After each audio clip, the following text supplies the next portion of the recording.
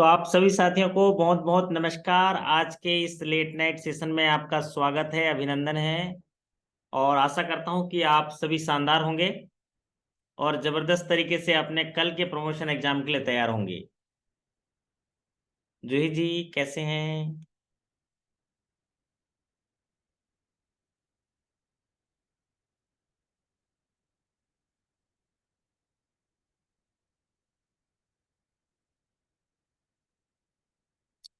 वाह, बहुत सारे साथी जुड़ चुके हैं। आप लोग की आवाज़ मेरे पास नहीं आ रही है, बट मैं जान पा रहा हूँ कि आप लोग एकदम से तैयार होंगे और बहुत ज़बरदस्त तरीके से अपने प्रमोशन एग्जाम की तैयारी किए होंगे पिछले दिनों।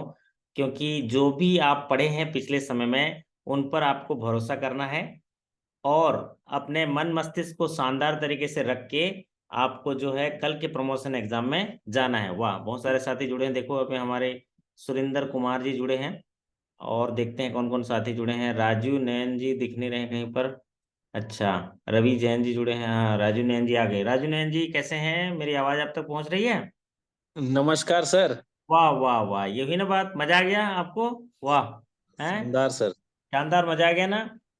मजा आ गया सर। वाह, क्या बात है। विजय रजक जी नमस्कार कर रहे हैं, बोल रहे हैं आपकी आवाज के लिए हम लोग तरस गए थे सर। वाह, मैं तो आप ही के शहर में था, आपके आप ही के करीब।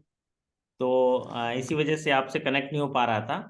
तो कई बार ऐसा ऐसा रहता है कि हम आपके शहर के नज़दीक रहते हैं, आपसे जुड़ नहीं पाते हैं। तो यहाँ चूंकि इंफ्रास्ट्रक्चर उस तरीके से नहीं था जिससे कि लाइव क्लासेस उस तरीके से नहीं ले पाया मैं आपसे।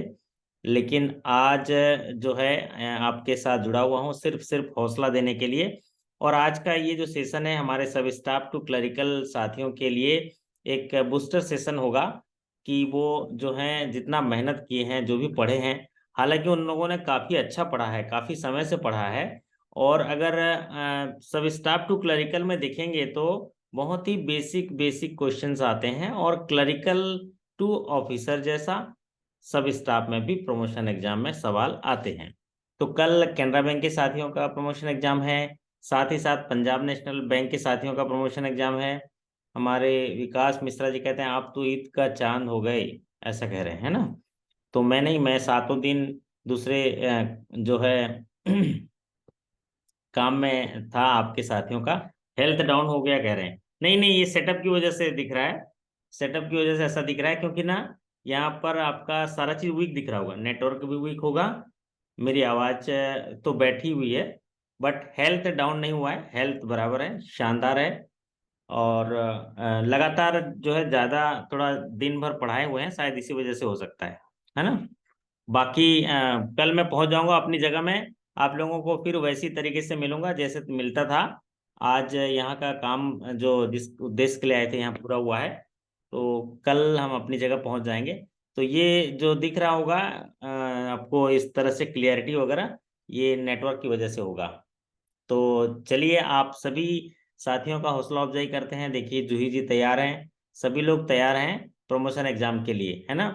तो आज प्रार्थना करेंगे कि भगवान जो है ना हमारे जो पढ़ाई और जो विश्वास के साथ भूमि तत्व, जल तत्व, अग्नि तत्व, वायु तत्व, ब्रह्म तत्व, व्योम तत्व, विष्णु तत्व, सारे सिद्धि तत्व, आनंद प्रसिद्धि तत्व, सभी तत्व जो है हमारे जो अभ्यास जो किए हैं, जो हम लोग प्रयास जो किए हैं, उसमें ये तत्वों का समावेश कर दे और हमें सफलता के लिए साहस भर दे, प्रेरित कर दे। यही प्रार्थना करेंगे भगवान से। और आजकल एक गाना बहुत ज़्यादा वायरल हो रहा है ना राजू नयन जी, तत्वन के तत्व जगजीवन श्री कृष्ण चंद्र, तत्वन के तत्व जगजीवन श्री कृष्ण चंद्र, और कृष्ण को हो तत्व वृषभान की किशोरी है, कृष्ण को हो तत्व वृषभान की किशोरी है। मतलब जब भी हम दुविधा में होते हैं, जब भी हम अपने सफलता के करीब होते हैं, जब भी हम युद्ध क्षेत्र में जाते हैं, तो कृष्ण को याद करते हैं और कृष्ण से प्रार्थना करते हैं कि हे कृष्ण भगवान, हमारे साहस में सारथी बन जाओ, हमारे रथ के सारथी बन जाइए और हमें भवसागर पार करा दीजिए। तो इसी उद्देश्य से मैं आपके लिए कुछ हौसला लेकर आया हूँ। राजू नंदन जी, आज का सवाल होगा हमारे सब स्टाफ टू क्लरिकल साथियों के लिए जो प्रमोशन एग्जाम में भाग ले रहे हैं। तो पहला सवाल आपके स्क्रीन पर लेते हैं, और सवाल जरा पढ़िएगा जरा। राजू नंदन जी, सवाल पढ़िए। Total priority sector target is of ANBC और CEOBE which ever is higher for domestic commercial banks।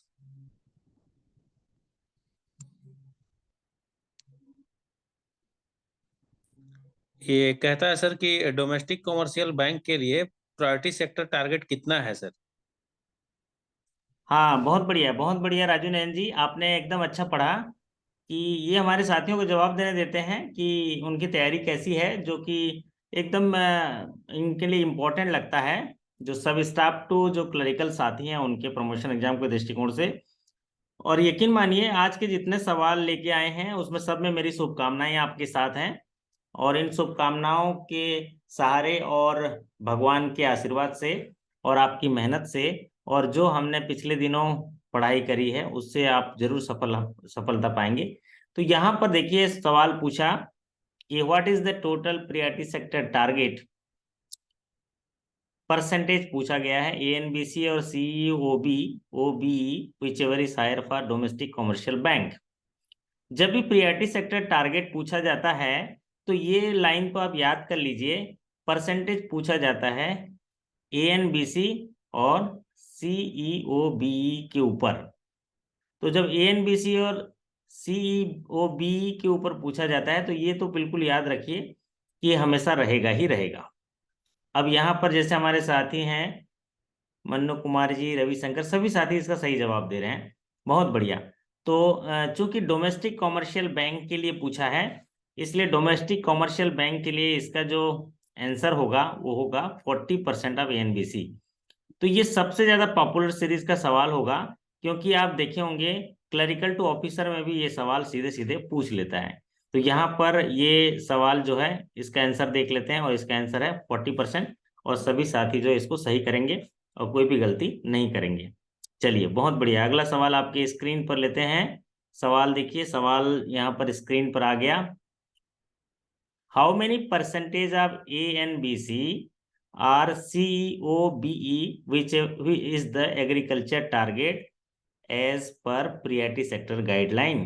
priority sector lending guideline के अनुसार कितने प्रतिशत का टारगेट दिया गया है एग्रीकल्चर सेक्टर को, एग्रीकल्चर में कितना लोन करना ही करना है। आप देखे होंगे कि प्रियरिटी सेक्टर एक ऐसा ऐसा एरिया है जहां पर से बैंकों को लोन करना ही करना होता है कि जो टारगेट दिए गए हैं टारगेट को अचीव करना है, और बैंकें करती हैं। अगर टारगेट अचीव नहीं किए तो वो राशि उनको इन्वेस्टमेंट के तौर पर RIDF में रखना होता है, जो नाबार्ड मैनेज करता है। इसीलिए सभी बैंकें क्या करते हैं, देश के आर्थिक विकास में देश के लोग रहते हैं उनको लिए ये लोन करते हैं। तो ये बैंक टू बैंक जो है टारगेट अलग अलग डिफर करता है, लेकिन एक ये ऐसा रेशियो है जो एग्रीकल्चर का है। ये सभी बैंकों के लिए, चाहे RRB हो, स्मॉल फाइनेंस बैंक हो, अर्बन कोऑपरेटिव बैंक हो, या कॉमर्शियल डोमेस्टिक कॉमर्शियल बैंक हो, सबके लिए परसेंटेज वही रहता है। वाह, सभी साथी तो बढ़िया कर रहे हैं। मन्नू कुमारी जी, जूही जी, वाह जूही जी, बढ़िया तैयारी है आपकी तो। आप तो जल्दी से आधा घंटा में करके आ जाना एग्जाम, है ना। फटाफट फटाफट एग्जाम देके आ जाना, मतलब जल्दी कर लोगे, आप बहुत अच्छा सीखे हुए। चलिए, अब बात करते हैं, इसका आंसर जो है 18% सभी साथियों ने दिया है। तो ये दो बहुमूल्य टारगेट है, पहला है 40%। तो जब इस सवालों को पढ़ेंगे तो आप थोड़ा ध्यान पूर्वक पढ़ भी लीजिएगा कि डोमेस्टिक कॉमर्शियल बैंक के लिए बोला है, कि RRB के लिए बोला है, कि स्मॉल फाइनेंस बैंक के लिए बोला है, कि अर्बन कोऑपरेटिव बैंक के लिए बोला है। तो चूंकि कल जो एग्जाम है आपके कैनरा बैंक और पंजाब नेशनल बैंक के हैं, और ये हमारे राजू नयन जी का एग्जाम पोस्टपोन्ड हो गया है ना। राजू नयन जी, कल एग्जाम था, पोस्टपोन्ड हो गया ना। हाँ सर, पोस्टपोन्ड हो गया सर। ओके, क्या वजह है। वजह दो तीन चीजें आ रही है सर। हम्म। पहली वजह ये आ रही है कि जो शॉर्ट लिस्ट है ना सर, वो फाइनल नहीं हुआ है लिस्ट। दूसरी ओके। वजह है कि एग्जामिनेशन सेंटर का है, हम्म। चूंकि परसों के डेट में काफी बैंकों के एग्जाम है। ओके। और तीसरी वजह है सर कि अभी तक हमारा जो है ना वो मतलब वैकेंसी डिक्लेयर नहीं हुआ है सर कि कितने वैकेंसियां हैं। ओके चलिए, तो मतलब जो भी हो रहा है अच्छे के लिए हो रहा है, आपको नया कुछ सीखने मिलेगा। अभी जो आत्मविश्वास है उससे ज्यादा आत्मविश्वास में आप एग्जाम देने को मिलेगा, क्योंकि मैं भी आपको कुछ और इनपुट दूंगा। ठीक है, तो यहाँ पर ये जेआरजीबी सवाल था। साथियों को एक बार मौका मिला है सर। हाँ जी, हाँ जी, जेआरजीबी साथियों को हम लोग को सर मौका कुछ मिला दिन का है। मौका मिला है। आपका व्यवस्था थी ज्यादा सर, इसीलिए हाँ हम जी, लोग को हाँ कुछ जी, मौका भी मिल तो गया है। ये जो भी हुआ अच्छे के लिए हुआ है, ये मान के चलते हैं, और इसको हम लोग अच्छे से इसको भुनाएंगे। और आपके इंटरनल सेशन में 3-4 कड़ियाँ अच्छी जोड़ेंगे अभी, है ना। तो यहाँ पर जो सवाल था एएनबीसी और सीओबी एग्रीकल्चर टारगेट के लिए, तो ये 18% होगा। और सभी साथियों के लिए ये मैं बताना चाहूंगा कि जहाँ भी एग्रीकल्चर का टारगेट पूछेगा, तो आप जो है 18% आप ANBC COB whichever is higher जो है आप टिक लगा दीजिएगा, यहाँ पर सही होगा। पंजाब नेशनल बैंक के साथियों का एग्जाम 29 को है। तो कल जो है कैनरा बैंक के साथियों का एग्जामिनेशन है। तो इसके लिए आप जो है अच्छे से तैयारी करिए, कल भी एक सेशन आपको मिल जाएगा। अगला सवाल है आपकी स्क्रीन पर। ये सवाल क्या पड़ा है सवाल जी, एकदम बढ़िया सवाल है ना। ये सवाल बहुत ही पॉपुलर सीरीज का सवाल है आपके लिए, कल के प्रमोशन एग्जाम के लिए, या शनिवार रविवार को जो भी प्रमोशन एग्जाम होगा। सवाल पूछा गया है, small farmer is a farmer. एक स्मॉल फार्मर किसे कहते हैं जिसके पास 1 हेक्टेयर से ज्यादा और 2 हेक्टेयर की लैंड होल्डिंग हो, या जिसके पास उसकी annual family agriculture income 1 lakh से कम हो, या उसके पास एक छोटा सा ट्रैक्टर हो, मिनी ट्रैक्टर खिलौना वाला, या इनमें से सभी। हाँ जूही जी, क्या बताइए जरा, है कौन सा होगा इसका आंसर। वाह बहुत बढ़िया, देखिए सर हैं। ये होगा। हाँ ये होगा। तो ये ये सर। एक पॉपुलर सीरीज का एक सवाल है, और आप यकीन मानिए आपको लग रहा होगा ये आसान है, लेकिन ये भी गलतियां हो जाती हैं इस सवाल का जवाब देने के लिए। कि इसमें ऑप्शन जो है यहाँ तो क्लियर दिख रहा है, लेकिन कई बार ये ऑप्शन ऐसे अलग कर देता है। तो स्मॉल और मार्जिनल फार्मर में आपकी जो समझने की शक्ति हो उनको एकदम क्लियर हो। अगर किसी किसान के पास उसकी लैंड या उसके पास जमीन 1 हेक्टेयर के अंदर हो, तो उसको मार्जिनल फार्मर कहते हैं। और अगर किसी किसान के पास लैंड होल्डिंग 1 हेक्टेयर से ज्यादा और 2 हेक्टेयर के अंदर हो, तो उसको बोलते हैं स्मॉल फार्मर। स्मॉल फार्मर जो है, आप जैसे ये हमारे जय कुमार सिंह जी सभी लोग बोल रहे हैं ए है, बहुत बढ़िया। आप बहुत अच्छा इसको क्लियरिटी कर रहे हैं, क्योंकि ये बेसिक क्वेश्चंस हैं जो हमारे सब स्टाफ टू और क्लरिकल साथियों के लिए हैं, तो उनका हौसला अफजाई भी होगा। स्मॉल फार्मर और मार्जिनल फार्मर के बारे में ज्यादातर सवाल क्यों पूछा जाता है? इसलिए पूछा जाता है क्योंकि सरकार चाहती है कि ऐसे किसानों को बढ़ावा दिया जाए, ऐसे किसानों को बैंकिंग इंडस्ट्री से आर्थिक सहायता प्रदान किए जाए। इसी उद्देश्य से इनमें से सवाल पूछे जाते हैं कि जो भी अधिकारी कर्मचारी प्रमोशन एग्जाम में जा रहे हैं, वो इनके बारे में जानते हैं कि नहीं जानते हैं, इनकी महत्ता के बारे में जानते हैं कि नहीं जानते हैं, इसलिए पूछा जाता है। तो स्मॉल फार्मर कितने बार सवाल पूछा गया होगा राजू नैन जी? आप तो काफी समय से जुड़े हैं, लगभग जितना भी रिकॉल क्वेश्चन होता है कितने बार पूछा गया होगा परसेंटेज हाँ, वाइज? सभी में ये क्वेश्चन जो है ना, इस क्वेश्चन के बारे में तो कहा जाता है सर कि ये अपना विशेष रूप से स्थान ग्रहण किए हुए है। यस, ये कुछ ना बहुत कुछ बढ़िया।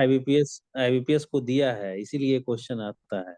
हाँ ये ना जैसे होता है ना कि रिजर्वेशन होता है ना गवर्नमेंट का, एक रिजर्वेशन होता है ना, वैसे टाइप का रिजर्व है। क्योंकि सरकार चाहती है कि एक अधिकारी कर्मचारी जो प्रमोशन एग्जाम ले रहा है उसको इसके बारे में पता हो कि स्मॉल फार्मर कौन है, मार्जिनल फार्मर कौन है। क्यों? क्योंकि इनको एक बड़ा सा प्रियोरिटी दिया जाता है प्रियोरिटी सेक्टर में। और देश में ज्यादातर लोग स्मॉल एंड मार्जिनल फार्मर हैं, उनके पास छोटा लैंड होल्डिंग है। तो क्यों ना बैंकिंग सिस्टम के माध्यम से ऐसे किसान जो है इनको वित्त पोषित किया जाए, उनको आगे बढ़ाया जाए, और देश के आर्थिक विकास धारा में बड़े किसान के रूप में उनको जोड़ा जाए। तो उनको बहुत सारे लोन स्कीम दिए जाते हैं, इसीलिए इनको बार बार पूछा जाता है। चलिए अगला सवाल आपके स्क्रीन पर लेते हैं, सवाल नंबर 4। ये सवाल जो है आपके स्क्रीन पर आ गया, देखिए। Which is not an agriculture allied activity. जो भी एग्रीकल्चर की एक्टिविटी होते हैं, एग्रीकल्चर के 3 तरह की एक्टिविटी होती हैं। फार्म क्रेडिट होते हैं जिसमें खेती करने के लिए जो है काम किया जाता है। दूसरा होता है एग्रीकल्चर इंफ्रास्ट्रक्चर, जिसमें खेती करने के बाद जो फसल आती है उसको रख रखाव के लिए, और तीसरा होता है आपका एंसिलरी सर्विसेज, मतलब ऐसे एक्टिविटी जिससे कि किसानों को लाभ मिले। अब इसमें ये पूछा गया है इनमें से कौन सा जो है एलाइड एक्टिविटी नहीं है। तो इसके अलावा एक एलाइड एक्टिविटी होता है। तो एलाइड एक्टिविटी में क्या होता है, वो खेती नहीं होता है लेकिन जिसे किसान जो है खेती के साथ करता है, वो एक्टिविटी को एलाइड एक्टिविटी कहते हैं। तो इनमें डेयरी, एपीकल्चर, पोल्ट्री, बनाना कल्टीवेशन। देखते हैं हमारे साथियों का क्या जवाब आता है। हाँ, जवाब अभी किसी ने दिया है। हाँ, उमेश सिंह जी लिखते हैं ए, डेयरी। डेयरी एलाइड एक्टिविटी नहीं है, एलाइड एक्टिविटी है। प्रशांत कुमार जी लिखते हैं डी। महेंद्र गुज्जर जी लिखते हैं सी, पोल्ट्री। पोल्ट्री तो अच्छा, आशीष जी लिखते हैं डी। हम्म, वाह, अभी हमारे जूही जी ने लिखे हैं तो कैसे होगा। जूही जी लिखिए जरा क्या लिखना है इसमें। राजेश कुमार जी लिखते हैं डी। ओके, बहुत बढ़िया। अच्छा, बी लकड़ा जी लिखते हैं बी। बारकट जी लिखते हैं डी। वाह, बहुत बढ़िया। अब आप एक एक करके क्लियर करते हैं। विकास जी लिखते हैं डी। तो यहाँ पर देखिए डेयरी, डेयरी जो है वो एलाइड एक्टिविटी है। ऐसी एक्टिविटी जिसको कृषि के साथ साथ किया जाता है उसको जो है एलाइड एक्टिविटी कहते हैं। हालांकि ये सीधे खेती नहीं होती है, लेकिन खेती के साथ किसान जो है उपयुक्त तरीके से कर सकता है, करता है, इसलिए बोलते हैं। तो डेयरी जो है एलाइड एक्टिविटी है, क्योंकि डेयरी गाय जो है वो पालते हैं, उससे जो है दूध का काम करते हैं, उसको डेयरी से जुड़े हुए दुग्ध उत्पादन से जुड़ा हुआ काम होता है, ये एलाइड एक्टिविटी होता है। दूसरा ऑप्शन है एपीकल्चर। एपीकल्चर क्या है राजू नंदन जी, जानते हैं एपीकल्चर? एपीकल्चर जो है ये मधुमक्खी पालन से संबंधित है। मधुमक्खी पालते हैं ना, और मधुमक्खी पालते हैं, उससे है, मधुमक्खी पालते हैं फिर उससे शहद वगैरह बनाते हैं, उससे है, तो ये भी एलाइड एक्टिविटी है। फिर पोल्ट्री, पोल्ट्री तो पूरा एलाइड एक्टिविटी है ना जी है। एग्जाम देने के बाद बढ़िया चिकन तरी बनेगा, एकदम बढ़िया मुर्गी पालन, है ना। अगर एग्जाम में सफल हो गए तो भी और पड़ोसी को भी खिलाएंगे, हैं। क्या होता है, खुशी में नॉन वेज जो खाते पसंद करते हैं वो खाएंगे। एक आता है बनाना कल्टीवेशन। तो बनाना कल्टीवेशन क्या होता है, ये खेती है, तो ये एलाइड एक्टिविटी नहीं है। बराबर है राजू नंदन जी। बनाना कल्टीवेशन क्या है, बनाना जो है ये तो ऐसे ही हार्टिकल्चर से जुड़ा हुआ चीज है, ये एलाइड एक्टिविटी नहीं है। तो ये बनाना कल्टीवेशन जो है ये एलाइड एक्टिविटी नहीं है, तो इसका आंसर होगा डी। बहुत सारे साथियों ने सही जवाब दिया। थोड़ा जूही जी पोल्ट्री को एलाइड एक्टिविटी नहीं है बोल रहे होंगे, है ना, क्योंकि बड़े पोल्ट्री उद्योग एमएसएमई में भी आते हैं, तो शायद उनको कंफ्यूजन हो गया होगा, है ना। तो यहाँ पर ये एलाइड एक्टिविटी का हिस्सा है। एनिमल हस्बेंड्री, ये सारे एलाइड एक्टिविटी के हिस्से हैं।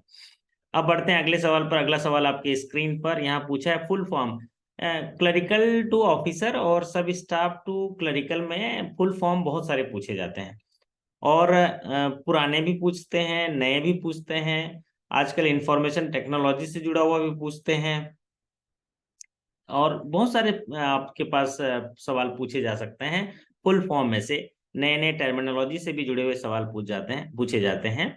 यहाँ पर पूछा है फुल फॉर्म ऑफ पीएसीएस। और पीएसीएस के लिए फुल फॉर्म पूछा है, तो ऑप्शन आपके हैं primary agriculture credit society, prime agriculture card society, pure allied credit services, और primary agriculture credit service. Primary agriculture credit service.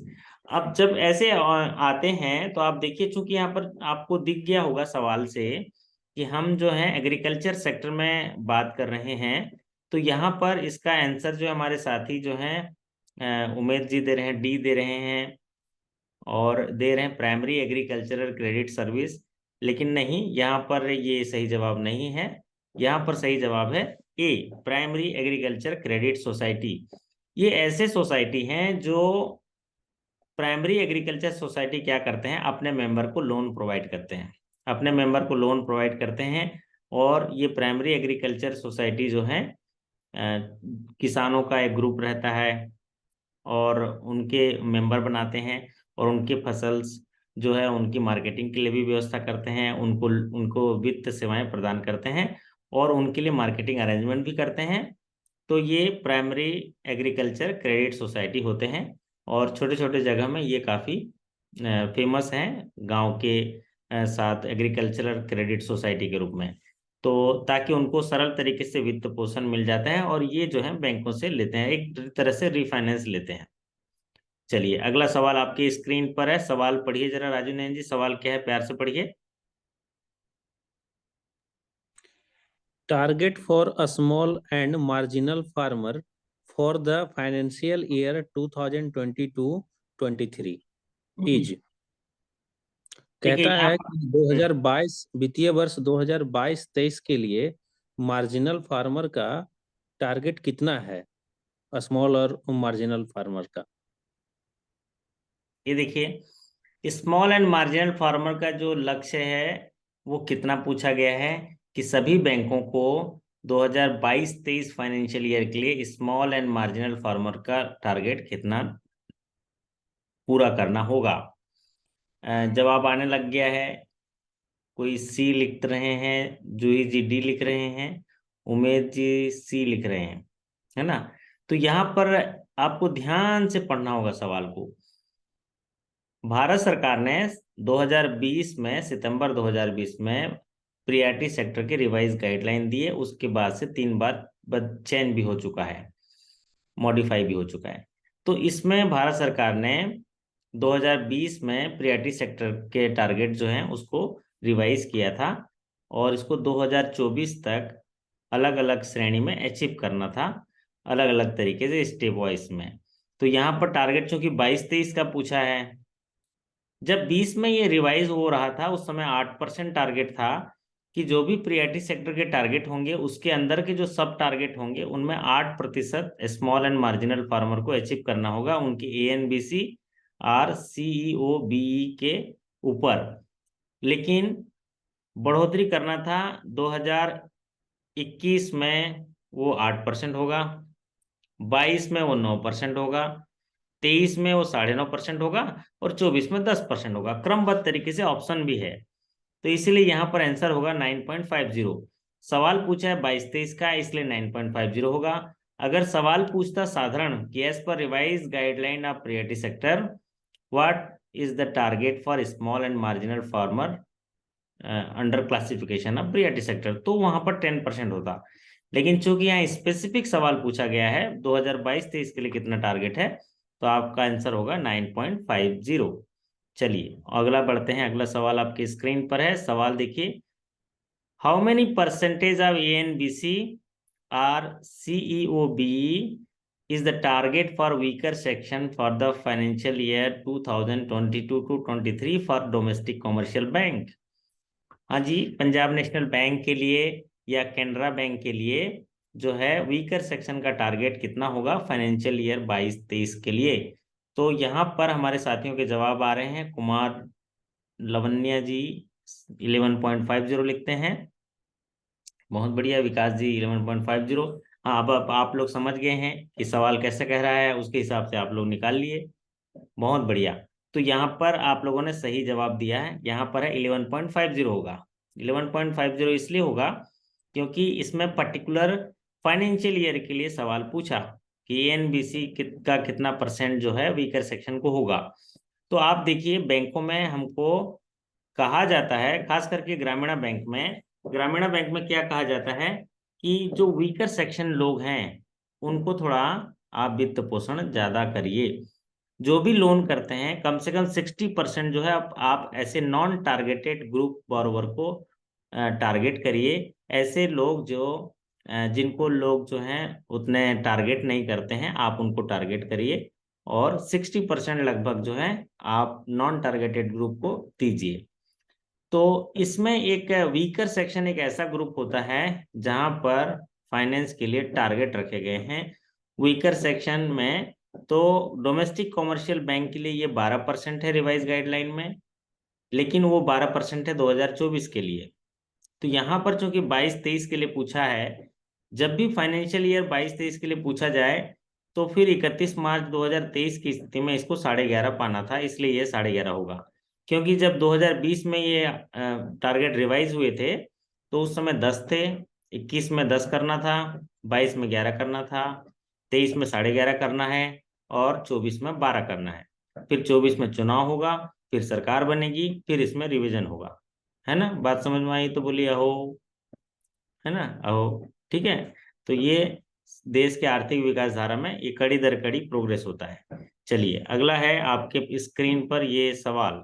ये सवाल है आपके पास, education loan are classified under priority sector up to how much amount. Education loan priority sector में priority sector का हिस्सा कहलाएंगे अगर एजुकेशन लोन कितने रुपए तक दिया जाए। तो ये तो समझ लीजिए ये सवाल पक्का है। ठीक है जूही जी, आपने जवाब दे दिया, बहुत बढ़िया। तो ये सवाल तो पक्का है, लिख के रख लीजिए, है ना। माता जी का आशीर्वाद मिल जाएगा आपको इसमें। कारण क्या है, चाहे वो हायर स्किल का एग्जामिनेशन हो, स्केल 1 से स्केल 2 का हो, क्लर्क ऑफिसर का हो, ये सवाल जो है सभी एग्जामिनेशन में पूछा जाता है। क्यों पूछा जाता है राजू नंदन जी बताइए। क्यों पूछा जाता है? इसलिए सर कि ये जो एजुकेशन लोन है ना सर, ये प्रायोरिटी सेक्टर का हिस्सा है। और बैंक चाहती है, आईबीपीएस चाहता है, और अपना मैनेजमेंट चाहता है कि आखिर एजुकेशन लोन के बारे में लोग जाने, तभी जो है ये आप उनको सैंक्शन दे पाएंगे। बहुत बढ़िया। शिक्षा जो है एक मूलभूत जरूरत है हमारे देश की जनता को चरित्रवान बनाने के लिए, ज्ञानवान बनाने के लिए। और अगर हम उसको बेसिक एजुकेशन हायर एजुकेशन अच्छा दे पाएंगे तो वो एक बेहतर चरित्र का निर्माण करेगा और अपने आप को आत्मनिर्भर बना पाएगा। अपने आप को आत्मनिर्भर बनाने के बाद वो देश की आर्थिक विकास धारा में मदद करेगा। इसीलिए एजुकेशन लोन को प्रायोरिटी दी जाती है। और एजुकेशन लोन के बारे में बार बार सवाल पूछा जाता है क्योंकि उसकी प्रायोरिटी सेक्टर की जो गाइडलाइन है उसको रिवाइज किया गया है। एजुकेशन लोन में बहुत सारी सब्सिडियां भी दी जाती हैं। सब्सिडी दी जाती है। आप सोचो, एक कोई छात्र है, होनहार छात्र है, पढ़ने के लिए पैसा नहीं है और उसको कोलेटरल फ्री पैसा जो है बैंक से मिल सकता है। होनहार लड़का है, 4 लाख तक no collateral no margin loan दे दीजिए, 7.5 लाख तक बिना कोलेटरल के लोन दे दीजिए, 7.5 लाख से ऊपर है तब कोलेटरल लगेगा। और एक होनहार लड़का इतने फीस में तो इंडिया में बेहतर तरीके से पढ़ सकता है कि नहीं राजू नयन जी, 7.5 लाख रुपए में पढ़ सकता है सर, एक कोर्स के लिए, एक कोर्स के लिए 7.5 लाख। हाँ, मान लीजिए मास्टर डिग्री कर रहा है ना, अच्छा है, पैसे दे रहे हैं तो आप करके वो बढ़िया तरीके से अपना चरित्र बना सकता है। और सबसे बड़ी बात यह है कि अगर उसके माता पिता कम आय वाले हैं, कमजोर वर्ग के हैं, तो उनको जितनी देर तक छात्र बच्चा पढ़ेगा उतनी देर का, उतने समय का, जैसे 4 साल पढ़ता है प्लस 1 साल और मोरेटोरियम, तो उस 5 साल का ब्याज भी सरकार पे करती है। ताली बनता है यार ये स्कीम के लिए, है ना। मानते हो ना इस बात को जी जी? मतलब सोचिए, एक गरीब घर का बच्चा इंटेलिजेंट है, पढ़ने जाता है, 4 साल का पढ़ाई कर रहा है मेडिकल की, प्लस 1 साल और मोरेटोरियम, 5 साल का ब्याज भी सरकार देगा। इसको बोलते हैं इंटरेस्ट सब्सिडी, जो सेंट्रल सेक्टर इंटरेस्ट सब्सिडी है। बस उसके माता पिता की आय जो है 4.5 लाख से कम होनी चाहिए। तो इसीलिए एजुकेशन लोन को इतनी प्रायोरिटी दी जाती है। तो एजुकेशन लोन को जो है प्रायोरिटी सेक्टर में बढ़ाया गया। सभी साथियों का सही जवाब, बहुत बढ़िया। यह है 20 लाख। सब जानते हैं लेकिन फिर भी आएगा, अब क्या ही करेंगे। अब आप ही बताइए जूही जी, हैं। बड़ी मुद्दतों के बाद हमारे सर जो है क्लास लेने आए। अब आप ही बताइए, हम सवाल को देखें कि सर की बातों को सुने? आप ही बताइए। तो या आप सर को देखें, सर हैं या सर को देखें। सर को देखें, तो दोनों ही कर लीजिए। लेकिन ये सवाल इतना आसान है, फिर भी है सभी में आएगा, तो देख लेते हैं। चलिए, तो 20 लाख, तो मैं ये कह रहा था कि एजुकेशन लोन में आप मोटा मोटी 20 लाख वाला सवाल देख लीजिएगा। दूसरा सवाल देख लीजिएगा कि no collateral without collateral and without margin कितना लोन दिए जाते हैं। बताइए Raju Nandan ji, without margin without collateral education loan कितना दिया जाता है? 4 लाख। 4 लाख रुपए तक सर। 4 लाख रुपए। विदाउट कोलेटरल मैक्सिमम कितना रुपए तक लोन दिया जा सकता है, आप बताइए। विदाउट कोलेटरल टाइप करिए। 7.5 लाख तक। 7.5 लाख, बहुत बढ़िया, 7.5 लाख तक। तो 7.5 लाख रुपए तक विदाउट कोलेटरल देंगे। तो अगर 7.5 लाख से ऊपर हुआ तो कोलेटरल।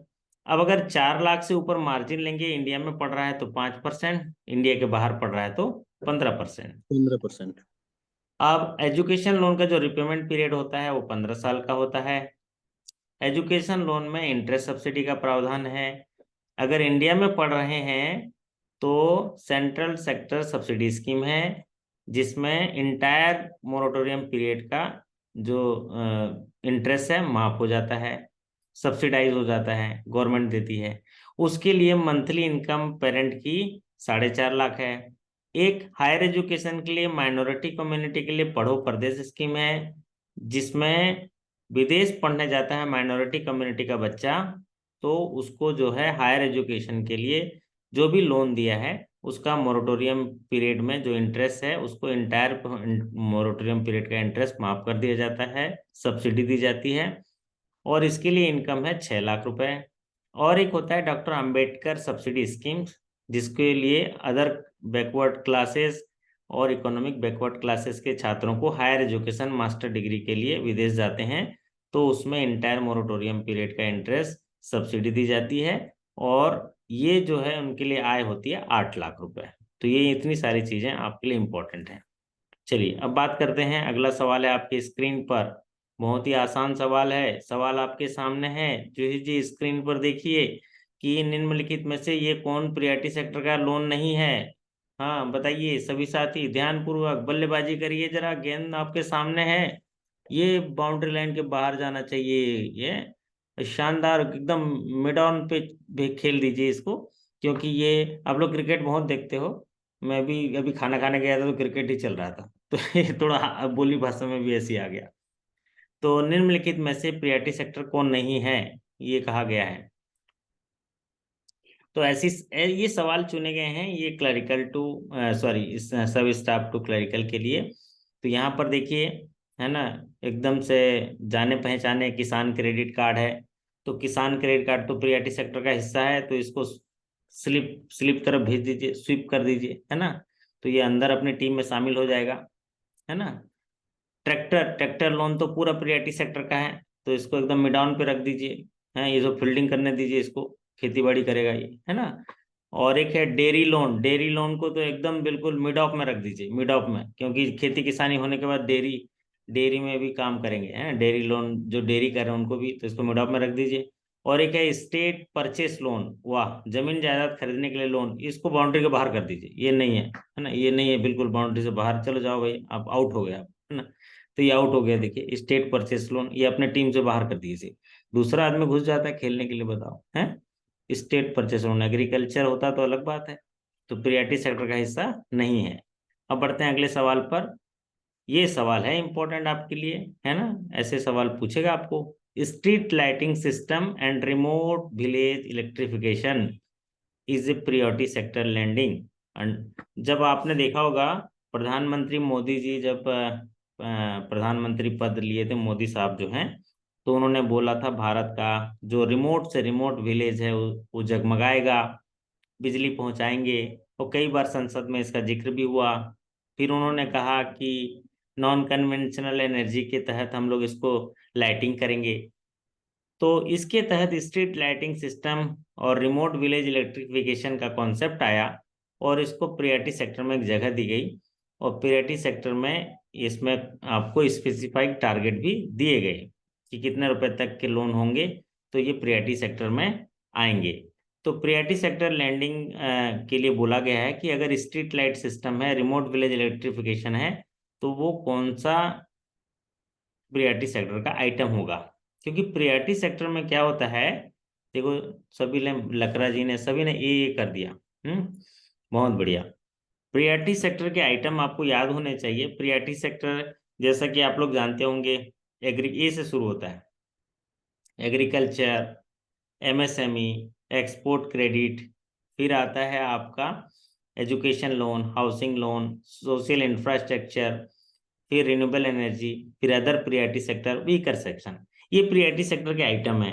तो इनमें से आप देखिए जितनी सारी चीजें मैं कहा, agriculture, MSME, export credit, education, housing loan, social infrastructure और रिन्यूएबल एनर्जी और अदर प्रायोरिटी सेक्टर और वीकर सेक्शन, इनमें से ये वाला हिस्सा जो लिखा है वो क्या होगा?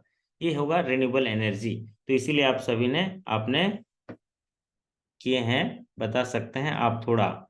सर पीएनबी कॉम्बो लोन कल बताएंगे, पीएनबी कॉम्बो लोन कल बता देंगे विकास जी, क्योंकि आज एकदम कम नेटवर्क में काम कर रहे हैं और आज कल पहुंच जाऊंगा मैं, कल बता दूंगा, ठीक है। रिन्यूएबल एनर्जी है इसका सही उत्तर है। तो कल का सेशन लिख लो अभी पंजाब नेशनल बैंक के नाम। कल मैं कुछ कुछ स्कीम्स बता दूंगा, कल कल ना इंपॉर्टेंट, जैसे पीएनबी स्पेशल का कॉम्बो लोन हो गया। फिर आपके जो जो कुछ डाउट्स हैं वो भी मैंने देख लिया है, पुराने वीडियो को आज ही देखा है मैंने, तो उनमें से मैं समझ गया क्या चीज़ें मैं जो बतानी है important, expected important PNB special कल कर देंगे। तो यहाँ पर है रिन्यूएबल एनर्जी ये तो बढ़िया हो जाएगा, है ना, रिन्यूएबल एनर्जी। अब बढ़ते हैं अगले सवाल पर। अगला सवाल आपके स्क्रीन पर ये देखिए, एकदम स्पिन जैसा स्पिनर गेंदबाज लगाया है ना, आईबीपीएस ने स्पिनर गेंदबाज लगाया है, छोटे कदमों से एकदम नन्हे, नजदीक से गेंदबाजी करने आए हैं। छोटे लाइन में लिखा है, सवाल है target for micro enterprises, target for micro enterprises, और बोला है कि माइक्रो एंटरप्राइजेस के लिए क्या होना है, एकदम स्पिन सा गेंदबाज, छोटे छोटे गली में रहते हैं ये, एकदम देखो एकदम दिख भी नहीं रहे कैसे गेंदबाजी करता है ना। और इसके जो है टारगेट पूछा है, तो टारगेट फॉर माइक्रो एंटरप्राइजेस अब और एएनबीसी 5%, 6%, 7.5%, 10% है ना राजू नैन जी, थोड़ा क्रिकेट कमेंट्री करें। सभी लोग सिक्सर मार रहे हैं सर इस पे। हाँ एकदम सिक्सर मार देंगे, सी सी सी, है ना। ये हमारे लखरा जी तो बोल रहे हैं सर, आप तो बोलते हो जय माता दी, सी तो सी लगा दो, एकदम कहाँ लगाए हैं, सी लगा दो। और देखो ना ये पूरा सेशन में भी सी सी जो लगाया होगा वो ज्यादा ही नंबर पाएगा। तो ये था स्पिन गेंदबाजी, लेकिन बिल्कुल नहीं चली, हमारे कंद कतला नरेश जी ने भी इसको स्विप कर दिया लेग स्टंप के बाहर, सीधा बाउंड्री के बाहर। इसका सही उत्तर हो गया 7.5%, क्योंकि ये काफी समय से ये ऐसे ही है। और सभी जो बैंक हैं, एक फॉरेन बैंक को छोड़ के, फॉरेन बैंक जिनकी 20 से कम शाखाएं हैं उनको छोड़ के सभी के लिए माइक्रो एंटरप्राइजेस में 7.5% ही इसका टारगेट है, एएनबीसी और सीईओबी। तो इसको बाउंड्री के बाहर अभी गेंद मिल ही नहीं रहा है, तो क्या ही करें, चलिए हम नया गेंद ले लेते हैं। और 7.5% है ना। अब चलते हैं अगला सवाल। अगला सवाल ये भी स्पिन गेंदबाजी, छोटा रनअप है बहुत, है। छोटे रनअप में धीरे से हल्के कदमों पे सवाल रख दिया है। Priority agriculture consist of, priority sector के कितने भाग हैं ये कहा गया है, और कोई नहीं, एकदम फुल टॉस गेंद सीधे बाउंड्री के बाहर, ऑल ऑफ द अबव कर दिया है। क्या बात है, वाह। ये हुई ना, एकदम छोटा सा रनअप है, छोटा सा रनअप में उन्होंने एक मिस्टेक कर दिया, फुल टॉस गेंद दे दिया। और जहां फुल टॉस गेंद दिया, कहाँ रुकने वाले हैं विकास मिश्रा जी, लगा दिए बाउंड्री के बाहर सीधा पेवेलियन स्टेडियम के बाहर, कंद कतला नरेश जी के कदमों पे। वाह, बहुत बढ़िया। जब भी ऑल ऑफ द अबव होगा हमारे साथ, ही सीधा कुछ नहीं दिखना, बाउंड्री के बाहर कर देंगे, फुल टॉस गेंद हो चाहे आपका शॉर्ट पिच गेंद हो, सीधे मार देंगे बाउंड्री के बाहर। तो यहाँ पर चाहिए और करो सर। प्रियॉरिटी सेक्टर का एग्रीकल्चर पूछा गया है। तो प्रियॉरिटी सेक्टर में एग्रीकल्चर के 3 हिस्सा होते हैं। एक हिस्सा होता है फार्म क्रेडिट। फार्म क्रेडिट का मतलब होता है जहां पर एक्चुअल में फसल की पैदावार हो रही है, वो वाली एक्टिविटी में अगर लोन करते हो तो उसको बोलते हैं फार्म क्रेडिट, है ना, फार्म क्रेडिट बोलते हैं इसको। ठीक है कंद कतला जी, अगर आप लोन दे रहे हो, ऐसी एक्टिविटी में लोन दे रहे हो जहां पर फसल पैदा हो रही है, का उत्पादन हो रहा है, उसको बोलेंगे फार्म क्रेडिट। और दूसरा हिस्सा है एग्रीकल्चर इंफ्रास्ट्रक्चर, मतलब ऐसी एक्टिविटी में लोन दे रहे हो अगर फसल को रखा जा रहा है, वहां पर फसल को भंडारित किया जा रहा है, रखा जा रहा है सुरक्षित, तो उसको बोलते हैं एग्रीकल्चर इंफ्रास्ट्रक्चर। या खेती बाड़ी करने के लिए सही इंफ्रास्ट्रक्चर बनाया जा रहा है, उसके लिए लोन दे रहे हो तो एग्रीकल्चर इंफ्रास्ट्रक्चर। और एक होता है एंसिलरी एक्टिविटीज, मतलब ऐसा चीज के लिए लोन दे रहे हो जिससे कि वो किसानों की मदद कर रहे हैं, उसको बोलते हैं एंसिलरी एक्टिविटी। तो ये तीन तरह की चीज हैं जहां पर फसल पैदा हो रहा है, अगर आप लोन दे रहे हो उससे किसान जो है फसल पैदा कर रहा है तो फार्म क्रेडिट। ऐसा ऐसा पैसा जिसके लिए किसान जो है भंडारण के लिए या एग्रीकल्चर सही तरीके से हो सके, सुरक्षित रह सके, उसके लिए काम कर रहा हो, उसके लिए एग्रीकल्चर इंफ्रास्ट्रक्चर। और ऐसे चीज के लिए लोन दे रहे हो जिसमें कि लोन देने के बाद वो व्यक्ति अपने संयंत्रों से किसानों की मदद करता हो, उसको बोलते हैं एंसिलरी एक्टिविटी। तो यहाँ पर सीधा all of the above. It doesn't look like you have an app named Activity. Okay, बोल रहा है नेटवर्क कमजोर है, जल्दी खत्म करो बोलता है। बताइए, हैं कंप्यूटर को भी समझ में आता है। चलिए अगला सवाल आपकी स्क्रीन पर, ये भी छोटी गेंदबाजी, एकदम छोटा सा सवाल, एकदम नन्हे कदमों पे, एम्पायर का इशारा, एकदम से सीधे।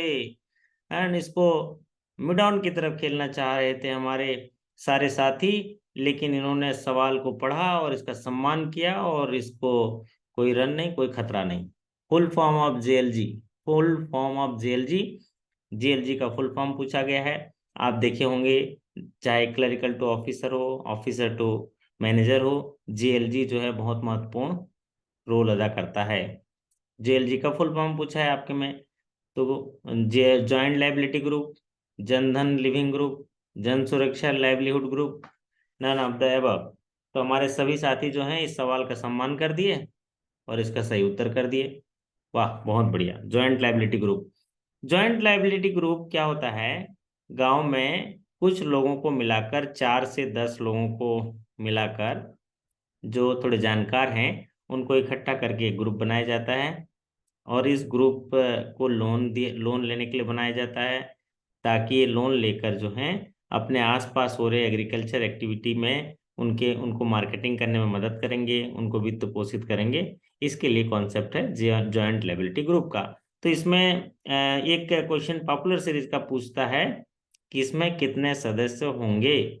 तो क्या उत्तर होगा जूही जी, कितने सदस्य होंगे? ये हमेशा पूछता है हर एग्जाम में कि जेएलजी में कितने मेंबर होते हैं। सर 4 से 10। हाँ, 4 से 10 होते हैं। तो ये देखिए कितना सम्मानित क्वेश्चन था, तो आप लोगों ने सम्मान कर दिया इसको इसको और आगे बढ़ गए। ठीक है, और ये सवाल, अगली गेंद एग्रीकल्चर से, क्या कीचड़ से लौटता हुआ सवाल है, एकदम से, है ना, खेती किसानी करते हुए सवाल, सीधे है ना आपके मैदान की ओर रन अप में दौड़ते हुए। Agriculture infrastructure does not include, है ना। इसमें बोल रहा है कि नो बॉल का इशारा, एकदम नो बॉल का इशारा हो गया ये, है ना, थोड़ा जगमगा के कीचड़ से लौट के आए थे, एम्पायर से टकरा गए। Agriculture infrastructure does not include बोल रहा है। एग्रीकल्चर इंफ्रास्ट्रक्चर, जैसे मैं अभी समझाया था कि एग्रीकल्चर इंफ्रास्ट्रक्चर में निम्नलिखित में से कौन सा नहीं है? Construction of warehouse, building market yard, construction of cattle shed, construction of rural godown. तो जैसा कि अभी मैं 3 तरह की चीजें समझाया था आपको, क्या समझाया था? जहां किसान जो है फसल पैदा करता है और आप लोन देते हो तो वो हो जाएगा फॉर्म क्रेडिट। जहां भंडारण होगा फसल का तो उसको क्या बोलेंगे? Infrastructure, agriculture infrastructure. और जहां पर आपका एंसिलरी सर्विसेज, मतलब कुछ मशीन संयंत्र या किसानों को सहयोग मिलेगा, वो वाला होगा एंसिलरी सर्विसेज या फूड प्रोसेसिंग होगा। तो उसमें आपका एंसिलरी सर्विसेज।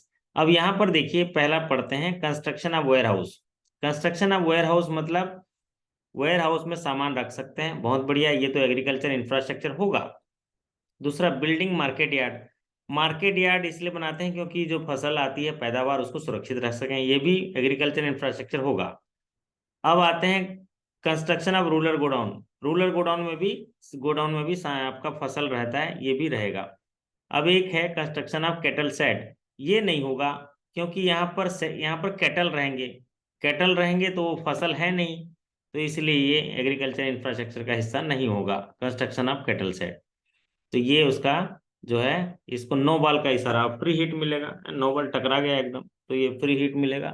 चलिए बढ़ते हैं अगले सवाल की ओर। अगला सवाल छोटा सा, एकदम छोटा सा, एक आपके जो है बैंकिंग से संबंधित, ये थोड़े से नए बल्लेबाज को गेंद दे दिए हैं। एनबीएफसी है जो टीम में से कभी गेंदबाजी नहीं करता था उसको दे दिए हैं। हाँ जी, ये जो है एम्पायर से पूछते हुए सवाल छोटा सा करेंगे, एकदम छोटा सा सवाल है, एकदम नन्हे कदमों से रन अप लिया इन्होंने और ये एम्पायर को क्रॉस किए और सवाल दाग दिया। NBFC stand for, full form पूछ दिया।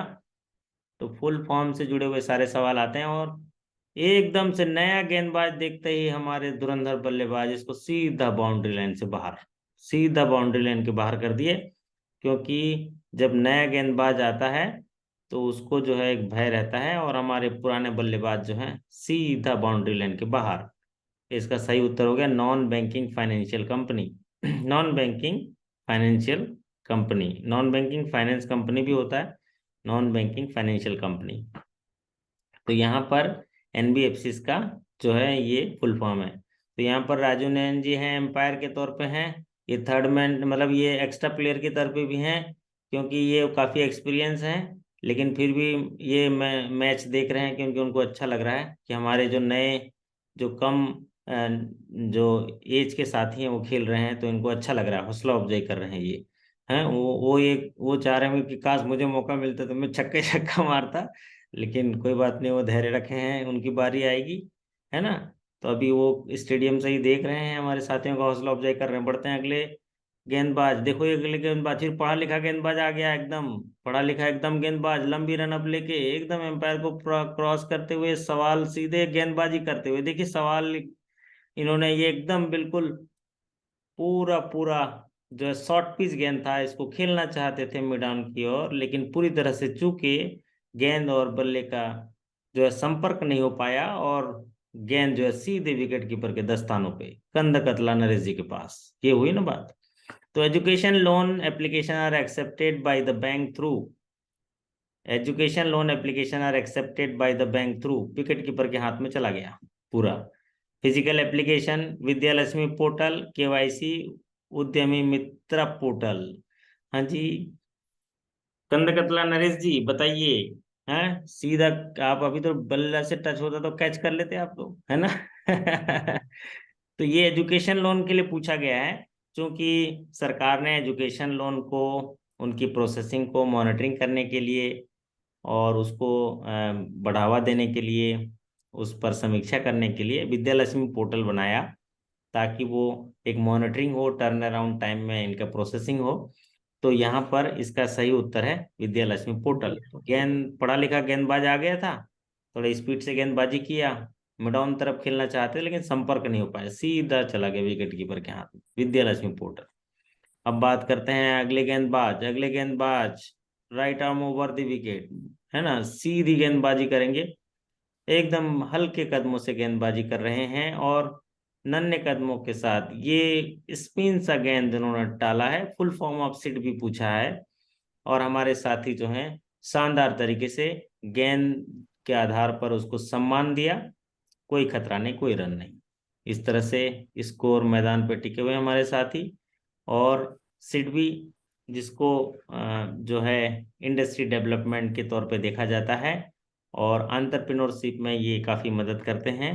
तो स्मॉल जो स्केल के जो इंडस्ट्रीज होते हैं उनकी मदद करते हैं। तो सिडबी का फुल फॉर्म यहाँ पूछा गया है और ऑप्शन देख सकते हैं आप, small industry development board of India, small industry development bureau of India, small industry development bank of India. तो यहाँ पर सी होगा, है ना। आज जूही जी बोल रहे हैं क्या बात है, आज सारे सवालों के जवाब के जो है सी क्यों है, ऐसा क्यों आ रहा है, कल एग्जामिनेशन है सर, कैसे होगा। सब अच्छा ही होगा क्योंकि हम अच्छे मन से और सच्ची श्रद्धा से पढ़े हैं। तो मैं ये नहीं कहता हूँ कि आप पूरा पढ़े हैं, लेकिन जितना पढ़े हैं आप अच्छा कर पाएंगे मुझे, क्योंकि खुद पे भी भरोसा है और आप लोगों के भी भरोसा है, आप पर भी भरोसा है कि आप जो भी पढ़े हैं अच्छे तरीके से पढ़े हैं। चलिए अगला सवाल आपके स्क्रीन पर इस तरह से पूछा है, what is the full form of NRLM. ये सवाल बहुत ही पॉपुलर सवाल, बहुत ही शानदार सवाल पूछा गया स्क्रीन पर और सीधे इसको जो है हमारे साथी मिड ऑन के ऊपर से उठा दिया है। इसको देखते हैं कैच हो सकता है, लेकिन एक फील्डिंग छूट गया, कैच छूटा, मैच छूटा और सीधे बाउंड्री लाइन के बाहर। वाह, क्या कमाल की बल्लेबाजी कर रहे हैं महेंद्र गुज्जर जी, राजेश जी। वाह, मजा आ गया आपकी बल्लेबाजी देख के। बड़ा रिस्क लिया था विकास जी ने, छक्का हो सकता था, लेकिन वहां पर बाउंड्री लाइन पे एक खिलाड़ी मौजूद थे, उन्होंने प्रयास किया, एक हाथ से वो गेंद को टच किया, कैच हो सकता था लेकिन कैच छूटा और फिर बाउंड्री लाइन के बाहर। तो ये बहुत ही जो है फेमस पॉपुलर स्ट्रोक था कि जिसको एक कदम आगे आके मिडॉन की ओर जोर से बल्ला ताकत दिखाते हुए ऊपर कर देते हैं। लेकिन अभी चूंकि जो है काफी ओवर का मैच हो चुका है, कई गेंदबाज कर चुके हैं, तो इसीलिए ताबड़तोड़ बल्लेबाजी चल रही है। तो ये एनआरएलएम का फुल फॉर्म पूछा गया है और हमारे सभी साथी इसको बाउंड्री लाइन से बाहर कर दिए।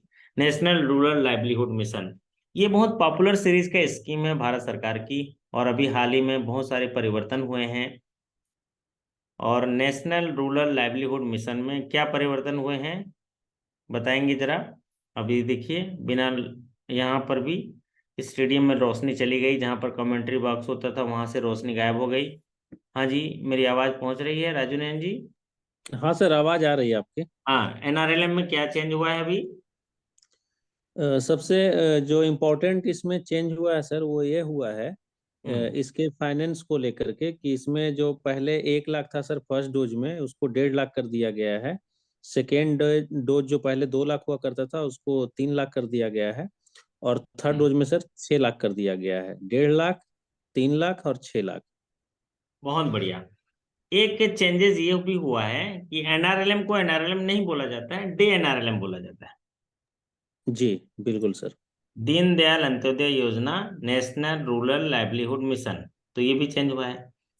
और एक चेंज जो हमारे अभी हमारे राजू ने बोला कि पहला डोज जो है 1 लाख था, या 6 टाइम ऑफ कॉर्पस। अगर कोई समूह है, स्क्रीन दिख रहा है आपको ना, यहाँ पर लाइट ऑफ है? हाँ स्क्रीन दिख रहा है सर, दिख रहा है स्क्रीन। ठीक है, चलो शुक्र मानिए कनेक्टिविटी नहीं गया, पता नहीं कितनी देर चलेगा। तो यहाँ पर क्या है कि नेशनल रूरल लाइवलीहुड मिशन में बड़े बदलाव किए गए हैं, और इस बदलाव को आपको जानना बहुत जरूरी है। क्यों? क्योंकि ये सरकार की बहुत बड़ी प्राथमिकताओं में से एक है। चाहे नाबार्ड का हो, आरबीआई का हो, स्टेट गवर्नमेंट का हो, सेंट्रल गवर्नमेंट का हो, एसएचजी जो है एक बहुत बड़ा प्रायोरिटी सेक्टर का एक तत्व है जिस पर आपको ध्यान देना है। तो इसमें एक चेंज हुआ है कि एनआरएलएम में डे एनआरएलएम है। दूसरा, पहला डोज देना है उनको 6 टाइम कॉर्पस या 1.5 लाख मिनिमम। उदाहरण के तौर पर, अगर राजू ने एनजी उनका कॉर्पस जो है 10,000 कॉर्पस है, मतलब उनके खाते में पास अभी 10,000 है, तो पहला डोज कितना देंगे? 1.5 लाख ही देंगे सर। 1.5 लाख देंगे। अगर उनका कॉर्पस जो है 50,000 है तो कितना देंगे? फिर भी ऐसे तो सर उसमें 6 गुना कहा जाता है, लेकिन उस हिसाब से सर 1.5 लाख ही प्रैक्टिकली तौर पे देते हैं सर बैंक वाले हम लोग। हाँ, प्रैक्टिकली 1.5 लाख देते होंगे, लेकिन एग्जाम में आएगा तो उसको 3 लाख लिखेंगे। एग्जाम में आएगा तो उसको 3 लाख लिखेंगे। जी। एनआरएलएम गाइडलाइन में एक बात क्लियर कहा है कि अगर उसका कॉर्पस का 6 टाइम या 1,50,000 minimum, whichever is higher, ऐसा लिखा है। तो अगर मान लीजिए कॉर्पस है 10,000 तो 1.5 लाख देंगे, कॉर्पस है 50,000 तो 50,000 का 6 गुना हो गया 3 लाख। तो तीन दोनों में से बड़ा कौन है? 3 लाख बड़ा है, तो 3 लाख को देंगे उनको लोन। लेकिन चूंकि आप क्या करते हो ब्रांच में, उसे आवेदन ही कम ले लेते हो कि कम का आवेदन दो, तो कम का आवेदन दे देता है 1.5 लाख का, इसलिए करते हैं। लेकिन एग्जाम के दृष्टिकोण से, क्योंकि ये तो आप कैच होता होता बच गया ना, नहीं तो कैच भी हो सकते थे, इसीलिए समझाना बहुत जरूरी था, है ना? जी। तो ये हो गया। दूसरा डोज होता है इसका 8 टाइम्स ऑफ कॉर्पस या 3 लैक्स। तो 8 time of corpus of 3 lakhs. और तीसरा डोज होता है 6 लैक्स, वहां कॉर्पस नहीं होता। तीसरा डोज में जाने पर वहां पर 6 लैक्स मिनिमम देना ही देना है, मैक्सिमम के लिए बात नहीं कही गई है। तो अगर ये सवाल पूछे कि एसएचजी एनआरएलएम में लिंकेज करने के लिए आपको मिनिमम लोन कितना सैंक्शन करना है, तो 6 लाख करेंगे, 6 लाख सैंक्शन होगा। और subject to the stage wise disbursement, first dose, second dose, third dose. First dose 1.5 lakh का मिनिमम, सेकेंड डोज 3 लाख का minimum, third dose minimum 6 lakhs का। इसमें और चेंजेस हुए हैं। और चेंजेस क्या हुए हैं राजू नैन जी? और चेंजेस हुए हैं क्योंकि अभी थोड़ा सा ये एम्पायर के पास चला गया, थर्ड एम्पायर के पास। ये आउट है कि छक्का है कि चौका है, तो इसलिए हम लोग डिस्कशन कर रहे हैं। जब तक एम्पायर का डिसीजन नहीं आएगा तब तक आगे नहीं बढ़ेंगे, क्योंकि हाथ टच हो गया था तो हमें लग रहा है कि छक्का भी हो सकता है। तो लेकिन फिर भी तभी डिस्कस करते रहते हैं जब तक एम्पायर का ना आ जाए, क्योंकि हमारे विकास मिश्रा जी ने ऑब्जेक्शन किया छक्का है सर करके, 6-6 है करके। तो अभी हम बात कर रहे थे, इसमें एक चेंजेस हुआ है कि अगर बिना कोलेटरल फ्री लोन देना है तो उसकी लिमिट बढ़ाई गई है, वो है 20 लाख। पहले ये 10 लाख था। विदाउट कोलेटरल लोन जो होगा एसएचजी वो 20 लाख होगा। और अगर सवाल ये आ जाए कि विदाउट कोलेटरल और without margin, without 10 lakh collateral और विदाउट मार्जिन 10 अगर लाख कितना होगा? 10 10 लाख लाख। सर। 10 लाख होगा। तो अगर 10 लाख तक लोन है तो 10 लाख से ऊपर जो है मार्जिन की बात कही गई है। तो मार्जिन के बारे में ये बात कही गई है कि मार्जिन जो होगा एज पर बैंक डिस्क्रिप्शन होगा, बैंक के डिस्क्रिप्शन के आधार पर होगा। लेकिन उसमें ये सजेशन दिया गया है पॉलिसी में कि 10% से ज़्यादा मार्जिन नहीं होना चाहिए। तो 10% से ज़्यादा मार्जिन नहीं होना चाहिए, इसीलिए बैंकें क्या करती हैं, 10% मार्जिन रखते हैं। 10% से ज़्यादा सरकार ने मना किया तो 10% मार्जिन रख देते हैं। तो ये बात सीखने मिला आपको इसमें कि 10% से ज़्यादा मार्जिन नहीं होना चाहिए। दूसरी बात सीखी गई है कि नो कोलेटरल लोन एसएचजी कितना होगा, तो वो 20 लाख। और विदाउट कोलेटरल विदाउट मार्जिन पूछा जाए तो 10 लाख। तो ये हो गया, अभी डिसीजन आ गया भाई, ये बाउंड्री लाइन के बाहर 4 रन का इशारा आया एम्पायर का, आगे बढ़ते हैं। तो अभी ये सवाल विवाद पे था। तो अब बढ़ते हैं अगले सवाल पर। ये एकदम से लंबी दूरी का रनअप, बड़ी तेज रनअप है, बहुत तेज गति से दौड़ते हुए गेंदबाज आ रहे हैं, बिल्कुल right arm over the wicket गेंदबाजी करने के लिए। सामने है कंदकतला नरेश, बल्लेबाज हैं शानदार तरीके से। सवाल देखिए, सवाल दिया और इसको स्वीप करना चाहते थे लेग साइड में, बल्ले और गेंद का संपर्क नहीं हो पाया। व्हाइट बॉल का इशारा देख रहे थे, एम्पायर की तरफ देख रहे हैं, लेकिन इशारा नहीं हुआ और गेंद विकेट कीपर के 10 स्थानों पे सुरक्षित, कोई खतरा नहीं, कोई रन नहीं। सवाल पढ़ लेते हैं। All loans to unit in the Khadi village industry sector is classified as. यह बहुत बढ़िया सवाल था कि सभी लोन जो खादी विलेज और इंडस्ट्री से जुड़े हुए होते हैं उनको कौन से सेक्टर में क्लासिफाई किया जाता है। Non priority, large enterprises, micro enterprises, retail lending loan.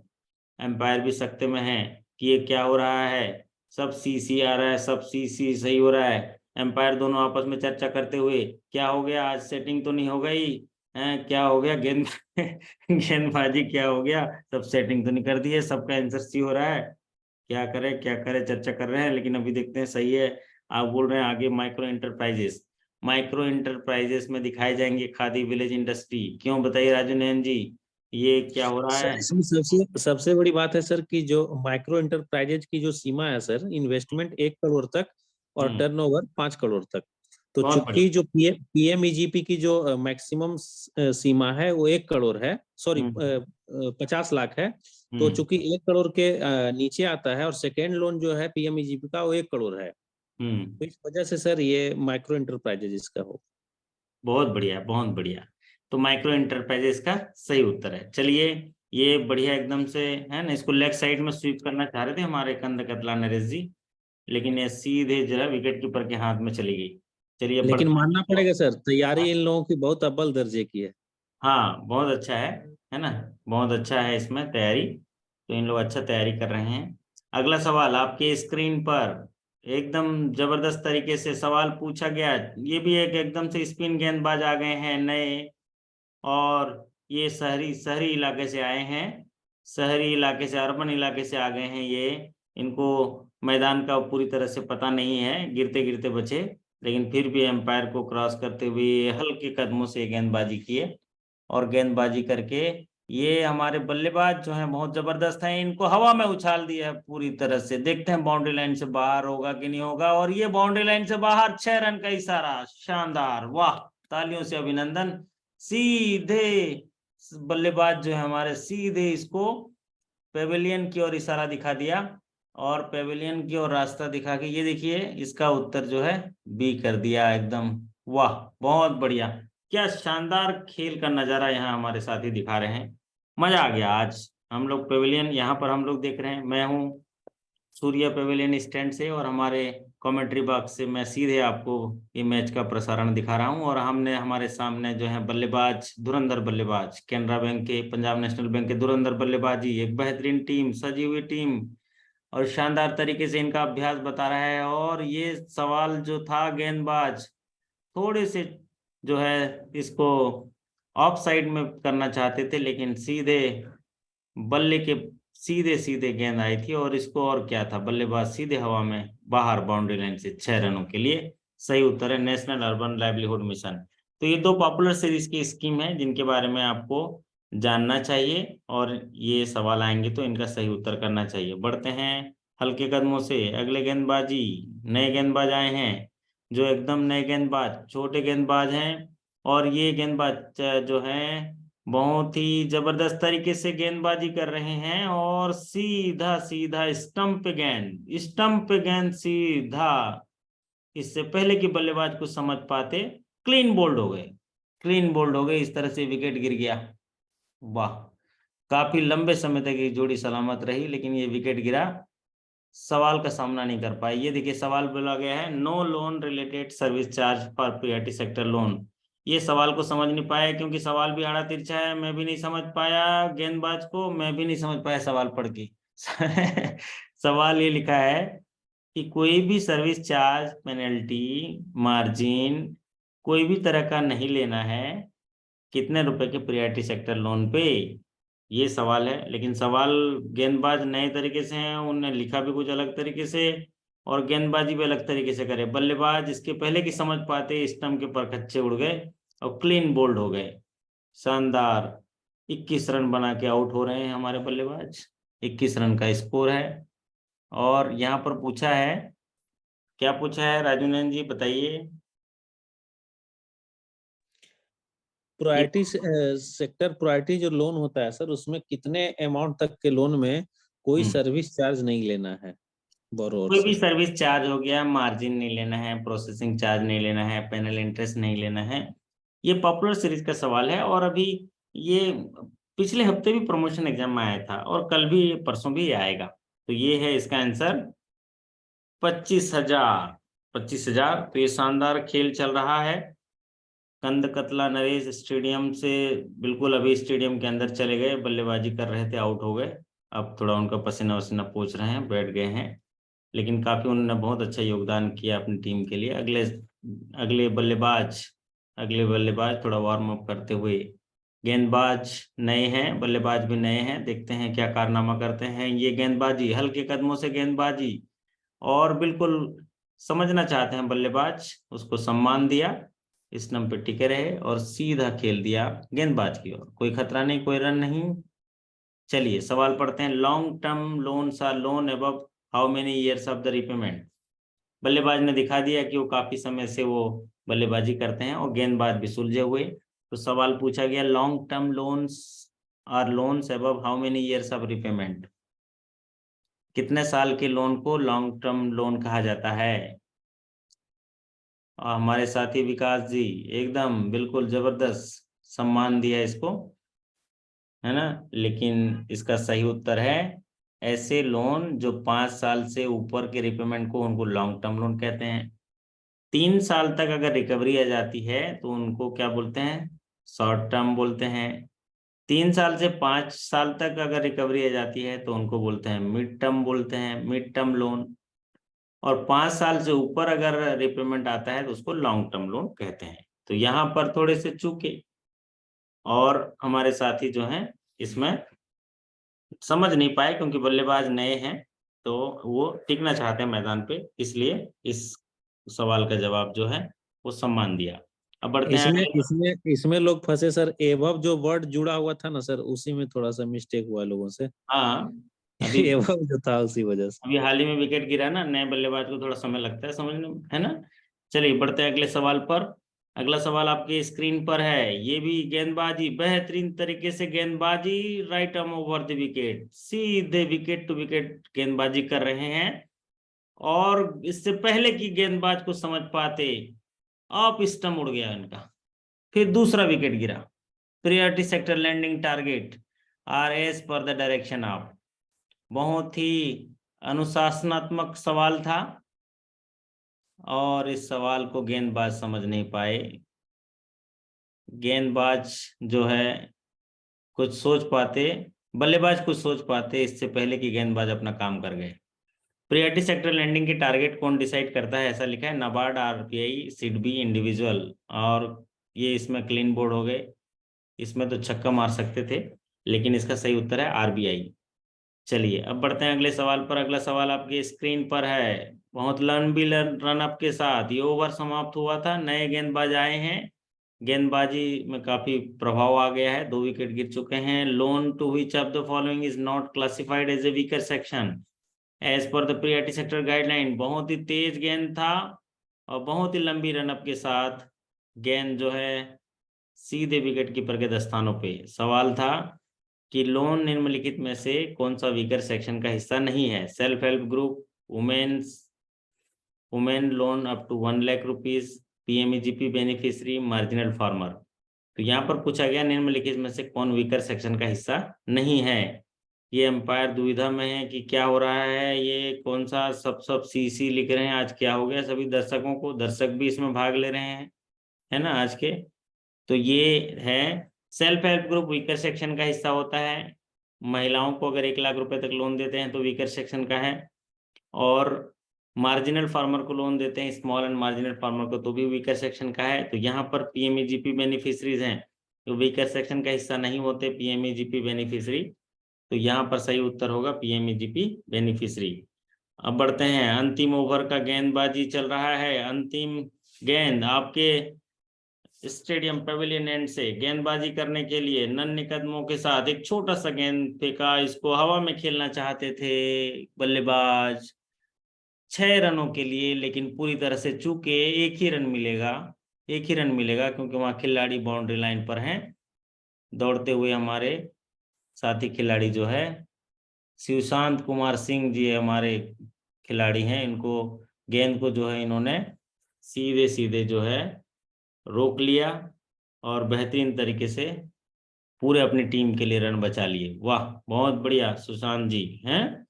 तो ये सवाल था full form of NBC. NBC का फुल फॉर्म पूछा है, ये annual net bank credit, adjusted net bank credit, available net bank credit, adjusted net bank business credit. तो ये सवाल जो है अंतिम सवाल आज के इस क्रिकेट मैच का, जो फ्लड लाइट क्रिकेट मैच, जो बीच में रोशनी आती थी रोशनी जाती थी, लिंक आता था लिंक जाता था, तो ये रात्रिकालीन मैच हम लोगों ने अभी देखा और एक बेहतरीन खेल का प्रदर्शन आप लोगों ने किया। आज का match Punjab national bank Canara bank के साथियों के बीच सब स्टाफ टू क्लरिकल एग्जाम के लिए था और यहाँ पर सही उत्तर है एडजस्टेड नेट बैंक क्रेडिट। सभी साथियों को बहुत बहुत बधाई, शानदार स्कोर बनाया।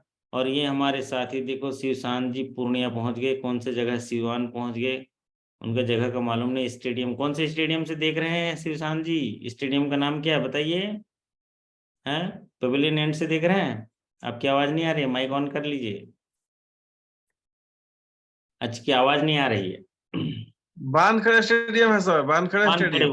वानखेड़े स्टेडियम से, वाह बहुत बढ़िया, मजा आ गया आपको, मजा आ गया। Yes sir.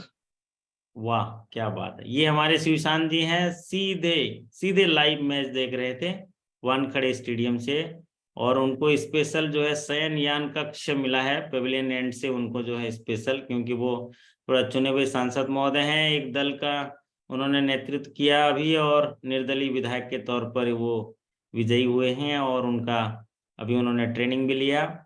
तो आज उनको स्टेडियम मिला है, एक जबरदस्त शयनयान कक्ष स्टेडियम से वो देख रहे थे। तो ये आज का क्रिकेट मैच था जिसमें 25 ओवर का ये मैच खेला गया और शानदार इन्होंने जो है हमारे साथियों ने इसमें आपके शानदार स्कोर का यहाँ पर प्रदर्शन किया है। गेंदबाजी भी होती जबरदस्त, बल्लेबाजी भी जबरदस्त। तो कल की करनी कल पर क्यों छोड़ दूं, मेरा वक्त आने वाला है, वाह मेरा वक्त आने वाला है, उसे 2 पल के आलस के लिए क्यों रोक दूं, रात को भी खेल हो तो उसके लिए रात को क्यों ना शुरू कर दूं। तो ये हुई ना शानदार बात कि हम इतना मेहनत किए हैं तो कल जो काम किए हैं उसको कल पर क्यों छोड़ दें, कल जो काम किए हैं उसको कल पर क्यों छोड़ दें, मेरा वक्त आने वाला है उसे 2 पल के आलस के लिए क्यों रोक दें। ये देखिए ना, अभी दिन भर पढ़ने के जाने के बाद भी ये शानदार पढ़ रहे हैं हमारे शिवशांत जी, है ना। चलिए, तो आज सभी साथियों को मैं हौसला देता हूँ कि आप लोगों ने अच्छा मेहनत किया है। अपने मेहनत पर भरोसा करिए, वो जरूर रंग लाएगी। और साथ ही साथ भगवान से प्रार्थना भी करिए कि जो भी चीज़ें आप पिछले समय पढ़ें उसमें विश्वास भरें, शक्ति भरें, और आपके साथ रहें और आपको दिशा दिखाएं। जिस तरह कृष्ण भगवान ने सारथी बनकर पूरा महाभारत का युद्ध जिताया था और सच्चाई का साथ दिया था, ठीक उसी तरह आपको भी भगवान सच्चाई का साथ देंगे, आपको सफलता जरूर पहुंचाएंगे। आप सभी को बहुत बहुत शुभकामनाएं। बहुत सर बहुत नमस्कार। नमस्कार जी। सर कल पीएनबी का कर देना थोड़ा सा स्टार्ट टू क्लरिकल हाँ, वाला। कल पीएनबी के नाम कर दिया, कल की शाम पीएनबी के नाम।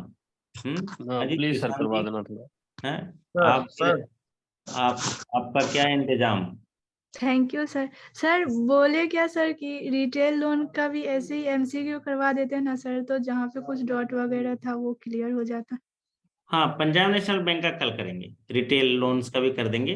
कल एक स्पेशल सेशन कर देंगे, थोड़ा ज्यादा घंटे ज्यादा टाइम का कर देंगे, है ना। थैंक यू कल सर। 9 से थैंक यू 11 सर, कर थैंक देंगे, यू। 9 से 11 कर देंगे, है ना, 9 to 11। और भी जो और भी फैकल्टी हैं उनको भी मैं बोल दूंगा, सारे कल सारे सेशन पीएनबी के नाम कर देंगे। ओके, गुड, खुश हैं हम, जी sir, thank you so much sir. है ना, ये हुई ना बात। हाँ राजू नैन जी, ये हमारे साथी हैं शिवशांत जी, आज नए साथी जुड़े हैं, इनका स्वागत कर दीजिए।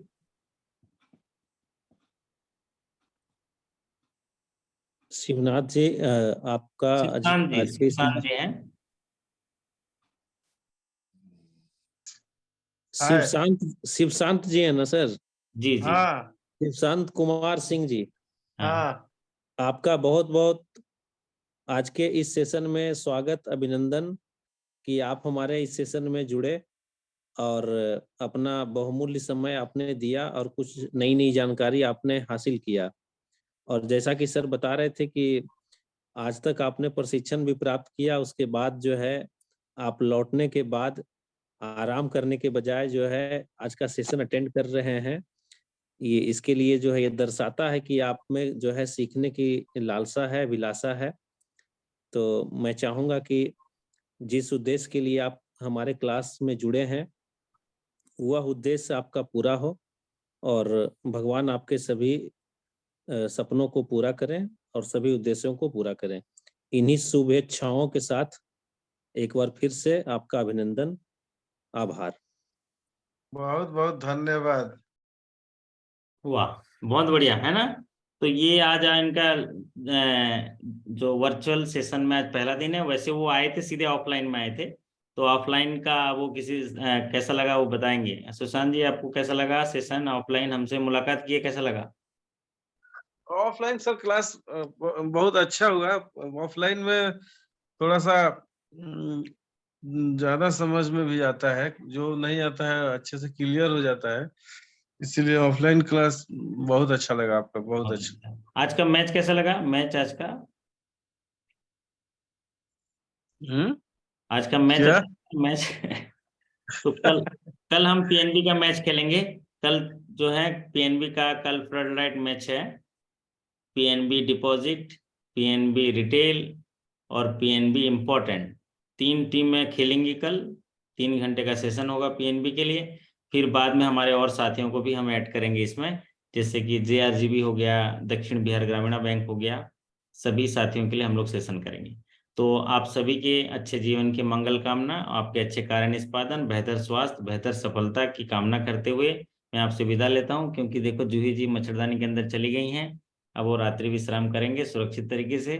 तो आप भी अपना ध्यान रखिए और मच्छरों से दूर रहिए, क्योंकि अपना स्वास्थ्य का देखभाल करना हमारी सबसे प्राथमिक जवाबदारी है। तो आपसे विदा लेता हूं, बहुत बहुत धन्यवाद, नमस्कार। फिर मिलेंगे कल उजाले सूरज के साथ। Thank you so much. Thank you good sir. Night sir. Good night. Good night. Good thank night. You sir, good night. Good night.